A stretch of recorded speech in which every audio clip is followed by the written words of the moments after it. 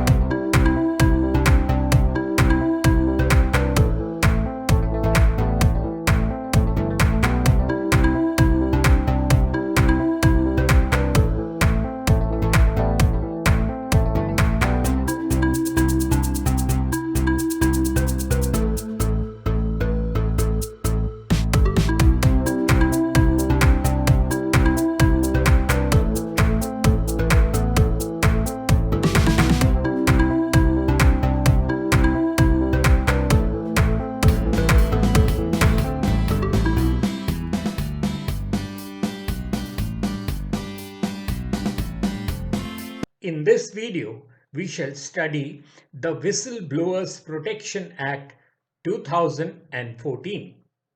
But before we do so, let us look as to who is called a whistleblower and why. A whistleblower is a person who could be an employee of a company or a government agency disclosing information to the public or some higher authority about any wrongdoing which could be in the form of fraud, corruption, etc. Thus, a whistleblower could be an employee, contractor, or a supplier who becomes aware of any illegal activities. There are specific laws to protect whistleblowers from losing their jobs or getting mistreated. Most companies have a separate policy which clearly states how to report such an incident. A whistleblower can file a lawsuit or register a complaint with higher authorities, which will trigger a criminal investigation against the company or any individual department. There are two types of whistleblowers, internal and external. Internal whistleblowers are those who report the misconduct, fraud, or indiscipline to senior officers of the organization, such as head of human resource or the CEO. External whistleblowing is a term used when whistleblowers report the wrongdoings to people outside the organization, such as the media, higher government officials, or even the police. The crime or wrongdoing could be in the form of fraud, deceiving employees, corruption, or any other act which misleads people. There is one name which pops up in history whenever we talk about whistleblowers. Yes, and that is Edward Joseph Snowden. He was a former CIA employee who leaked classified and restricted information to the public from the United States National Security Agency in 2013. According to the Companies Act 2013, whistleblowing is an action aimed at drawing the attention of stakeholders to instances of unethical practices in an organization.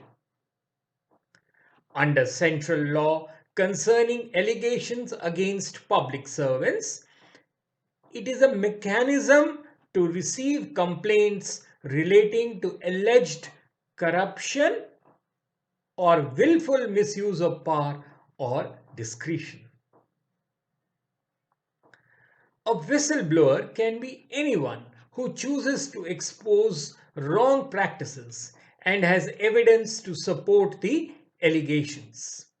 They can either be from within or outside the organization, such as current and former employees, shareholders, external auditors, and lawyers. How does the law protect them? In India, whistleblowers are protected by the WhistleBlowers Protection Act 2014. The law provides for the protection of their identity and also has strict norms to prevent their victimization. For instance, an organization cannot initiate proceedings against a whistleblower pending a probe into the allegations. The same sections have been adopted in the Companies Act, which applies to listed companies and are a part of the Securities and Exchange Board of India's governance norms. All listed and public sector firms need to have a whistleblower policy that outlines procedures and recourses available to complainants. What happens in the case of frivolous complaints? Well, whistleblowing may sometimes be used to settle personal vendettas or manipulate the stock market. To prevent this from occurring, the audit committee that investigates the allegations will examine them for their merit. If a complaint is proven to be frivolous, yes, the complainant can face a jail term of up to 2 years. Now, what provisions does SEBI have? India has a poor track record in dealing with insider trading. To improve success rates, the market regulator recently introduced a tipping mechanism. SEBI will award up to rupees 1 crore for the information and successful action against insider traders. It has also created a cooperate and confidentiality mechanism. This means that if someone guilty of violating securities law is willing to assist in the larger probe, the person will be given exemption from penal action and their identity will be kept confidential. Let us now move on to the Act itself. The Whistleblowers Protection Act 2014 is a central legislation which establishes protective measures for persons making a public interest disclosure relating to an act of corruption, willful misuse of power, willful misuse of discretion, or a criminal offense committed or attempted by a public servant. India has been a signatory of the UN Convention Against Corruption since 2005. This encourages states to facilitate reporting of corruption by public officials and provide protection to witnesses and experts against retaliation. The convention also encourages governments to provide safeguards against victimization of the whistleblower. We have now learned that the objective of the Act is to provide adequate safeguards against victimization of the person making such complaints. It also establishes a mechanism to receive complaints related to disclosure of allegations of corruption or willful misuse of power or discretion against any public servant, and to inquire or cause an inquiry into such disclosure. Let us now take an overview of the important provisions of the Act. This Act allows any person, including a public servant, to make a public interest disclosure before a competent authority. It defines various competent authorities at the different levels of administration.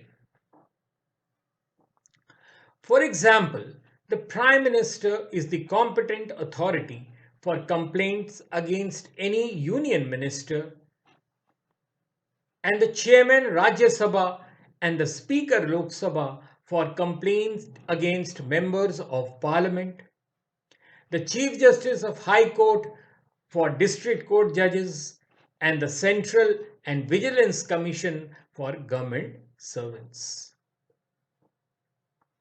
The Central Vigilance Commission is also the designated agency for complaints against any corporation established under a central act and any government companies, societies, or local authorities owned or controlled by the central government. However, Special Protection Group, that is the SPG personnel and officers, are exempted from the application of this Act. While this Act binds whistleblowers to disclose their identity when making the disclosure, the relevant authorities are statutorily obliged to ensure the whistleblower's anonymity and protection from victimization. No legal protection is afforded to whistleblowers who make disclosures in connection with the private sector. Although most companies now provide protection to such whistleblowers through internal policies and programs. The Act also provides a maximum of 7 years to file a complaint and does not allow anonymous complaints, and clearly states that no action will be taken by a competent authority if the complainant does not establish his or her identity. However, the sad thing is that India's whistleblower law is not operational as yet. Although the Centre notified the WhistleBlowers Protection Act 2014 in May 2014 itself, it told Parliament in 2019 that the Act needs amendments to safeguard against disclosures that may have national security implications. To that end, the Centre brought in the Whistleblowers Protection Amendment Bill 2015 that was passed by the Lok Sabha in May 2015. But the Amendment Act did not clear Rajya Sabha and lapsed upon the dissolution of the 16th Lok Sabha before the 2019 general elections. The government thereafter told Lok Sabha the framework of existing laws is considered adequate to provide for safety and security of all citizens, including RTI activists. The amendment bill prohibited the reporting of a corruption-related disclosure if it falls under any of the specified 10 categories of information. Now let's have a look at those also. These categories include information related to economic, scientific interests and the security of India, cabinet proceedings, intellectual property, that it is information received in a fiduciary capacity, etc. The Act permits disclosures that are prohibited under the Official Secrets Act 1923. The bill reverses this to disallow disclosures that are covered by the Secrets Act. So there's a lot of contradiction between the bill and the amendment proposed for the bill. Any public interest disclosure received by a competent authority will be referred to a government authorized authority if it falls under any of the 10 prohibited categories. Now, this authority will take a decision on the matter which will be binding. The statement of objects and reasons of the bill states that the 10 prohibited categories are modeled on those under the RTI Act 2005. However, this comparison may not be appropriate. Unlike the RTI Act, disclosures under the bill are not made public but in confidence to a high-level constitutional or statutory authority. With regard to the 10 prohibited categories, the RTI Act allows the public authority to disclose information if he considered it to be in public interest, and a two-stage appeal process if information is not made available. The bill does not contain such provisions. A competent authority is required to refer a prohibited disclosure to a government authority or for a final decision. However, the bill does not specify the minimum qualifications required or the process of appointment of this authority. Whistleblowers laws in other countries also prohibit the disclosure of certain types of information. These include information related to national security and intelligence received in a fiduciary capacity, and any disclosure specifically prohibited by a law. Undoubtedly, strengthening of the whistleblower protection mechanism will help in ensuring that the integrity of democracy is protected, cherished, and upheld. However, since the Act has not been notified and is not operational as yet, the government in August 2018 notified that the framework of existing laws is considered adequate to provide for the safety and security of all citizens, including RTI activists. So, in the end, we find that the law is as good as not being there. Well, that's all from me in this video. This video is based on the information freely available on the internet. No originality is claimed for the same. The intention of this video is only to prepare candidates for answering examination questions on the subject and not for any financial gain. Do like and share this video And do subscribe to my channel now so that you do not miss out on my previous or future videos. Till later then, cheerio.